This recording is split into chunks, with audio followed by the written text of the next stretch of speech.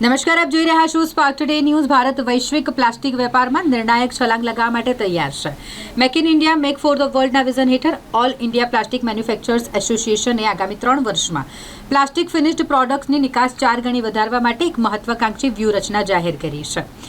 AIPMAના governing કાઉન્સિલના અધ્યક્ષ અરવિંદ મહેતા દ્વારા નવી દિલ્હીમાં આયોજિત પ્રેસ કોન્ફરન્સમાં જાહેરાત કરવામાં આવી. આ ફક્ત વેપારનું વિસ્તરણ નથી, તે ભારતને વૈશ્વિક પ્લાસ્ટિક હબ તરીકે સ્થાપિત કરવાનું રાષ્ટ્રીય મિશન છે. તેમણે ભાર મૂક્યો કે જ્યારે ફિનિશ્ડ પ્લાસ્ટિક ચીજવસ્તુઓનો વૈશ્વિક વેપાર આશરે 1.3 ટ્રિલિયન છે, ત્યારે ભારતનો હિસ્સો 12.5 બિલિયન છે, જે કુલ વેપારના માત્ર 1.2% છે. ઉદાહરણ તરીકે, એકલા યુનાઇટેડ સ્ટેટ્સ 72.35 બિલિયનના પ્લાસ્ટિક ઉત્પાદનોની આયાત કરે છે, પરંતુ ભારત તે જથ્થામાં માત્ર 1.2% ફાળો આપે છે. અને આ વૃદ્ધિ 2-3 નવા પોલિમર પ્લાન્ટની સ્થાપના, પ્લાસ્ટિક મશીનરી અને આનુષાંગિક એકમોમાં 100% વિસ્તરણ અને MSME આગેવાની હેઠળના ઉત્પાદનમાં ઉછાળો લાવવા માટે ઉત્પ્રેરક બની શકે છે. વધુ ઉદ્યોગ સાહસિકો જોડાશે, જેનાથી નોકરીઓ અને કૌશલ્યની માંગમાં વધારો થશે. ભારત સરકારનો સમયસર ટેકો મહત્વપૂર્ણ છે. ચીનના કેન્ટન ફેરની આંતરદ્રષ્ટિ દર્શાવે છે કે વ્યૂહાત્મક નીતિ નિકાસને કેવી રીતે બદલી શકે છે. મારું નામ અરવિંદ મહેતા છે. હું ઓલ ઇન્ડિયા પ્લાસ્ટિક્સમાં ગવર્નિંગ કાઉન્સિલ ચેરમેન છું. પહેલાં પ્રેસિડેન્ટ પણ હતો, પાસ્ટ પ્રેસિડેન્ટ ઓફ આઈપમાં. ઇવન પ્લાસ્ટ ઇન્ડિયા કરીને અમારી જે સંસ્થા છે એમાં બી હું પ્રેસિડેન્ટ રહી ચૂકેલો છું. અને પ્લાસ્ટ ઇન્ડિયાની હમણાં જે યુનિવર્સિટી થઈ છે એમાં બી હું પ્રેસિડેન્ટ રહી ચૂકેલો છું. એટલે અત્યારના જે કન્ટ્રીબ્યુટિંગ to the growth of plastic industry મારો મનમાં મિશન છે.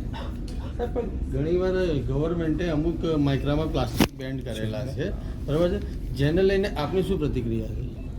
બેન જે કહેલા છે એમાં શું છે કે ગવર્મેન્ટ પહોંચી શકતી નથી, વેસ્ટ મેનેજમેન્ટ અને જે આપણી હેબિટ્સ છે એને પહોંચી શકતી નથી, એટલે એ લોકોને બેન કરવું પડ્યું છે. એટલે એમાં કોઈ કાં આમાં મોટી વ્યવસ્થા જોઈએ, કાં ડિસિપ્લિન જોઈએ. હવે આમાં ડેમોક્રેસીમાં discipline is always very difficult, challenging, કારણ કે શું છે કાંઈક એક કરે ને બીજું જ નીકળે એ ટાઈપનું. એટલે બેન કહેલા છે એટલે દેટ વી એક્સેપ્ટેડ. એટલે અમે અત્યારના સ્વીકારી લીધું છે ભાઈ, જે આપણી જે છે સિંગલ યુઝ પ્લાસ્ટિક્સ SUP જેમાં 19 આઇટમ આવે છે એ બેન થઈ ગઈ, બરાબર છે. હવે અમે એમ કહીએ છીએ કે તમે એ જે 19 આઇટમ છે એ બાયોપ્લાસ્ટિકમાં બનાવો, એટલે પછી પ્રશ્નનો હલ થઈ ગયો. એમ કહેવાનો મતલબ શું છે, બાયોપ્લાસ્ટિક્સ એટલે શું, એમાં એ અંદર વયું જાય એમ જમીનમાં કેમ. So that is our point. બાકી તો આ છે ને સુંદર લાઈન છે અને બધાને ગ્રોથ મળે છે. ટેકનોલોજીને એવી એમાં બહુ સ્કોપ છે.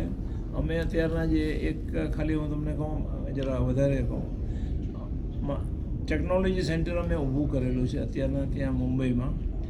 એમાં અમે પહેલાં જોયું, અમે લોકો ચાઇના જતા હતા. આજે હું જરા કહેવાનું રહી ગયું પ્રેસ કોન્ફરન્સમાં, જે બી પૂરું, અમે ચાઇના જતા હતા. પછી ત્યારે અમને છે ને જોઈએ ને તો આપણને એમ લાગે મેડ ઇન ચાઇનાના અહીંયા પ્રોડક્ટ ખૂબ દેખાય, ક્યાં ભારતમાં કે પરદેશમાં પણ.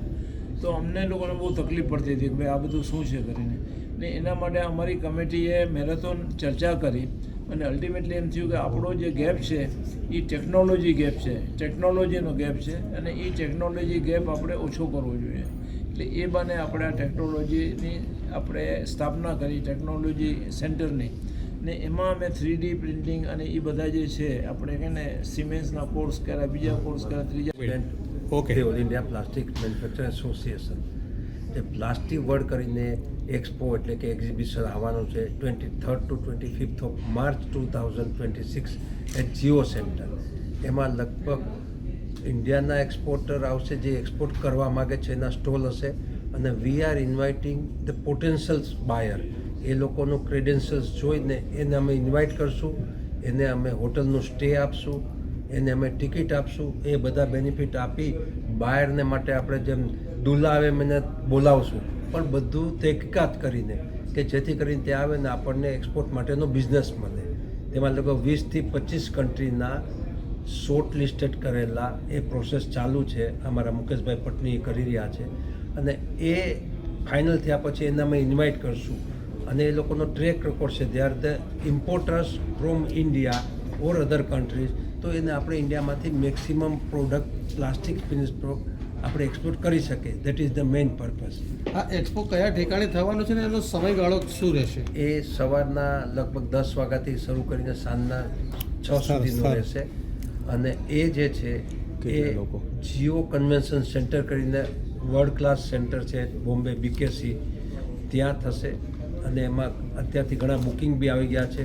હજુ બી એના બુકિંગ આવતા જાય. જે લોકો એક્સપોર્ટ કરવા માગે છે તેના સ્ટોલ છે ત્યાં ડિસ્પેલ્સ કરશે. 23rd, 24th, 25th of March 2026 આ છે. થોડું આ લાગી શકશો. અને